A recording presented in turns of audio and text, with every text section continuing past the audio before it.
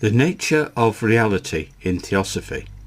A quick blast of Theosophy by Dave Marsland of Cardiff Theosophical Society.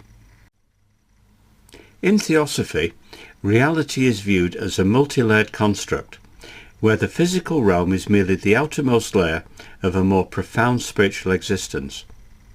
This notion suggests that beneath the surface of everyday experiences lies a rich tapestry of spiritual truths that can be accessed through deeper contemplation and esoteric practices. Theosophical teachings often refer to the concept of the one life, which posits that all beings are interconnected through a universal life force.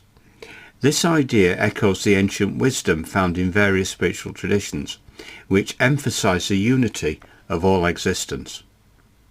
Moreover, the theosophical perspective encourages individuals to transcend the limitations of the material world and explore the subtler dimensions of reality.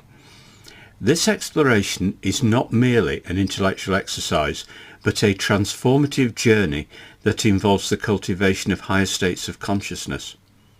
By engaging in practices such as meditation, self-inquiry, and ethical living, individuals can begin to peel back the layers of illusion that obscure their understanding of the true nature of existence.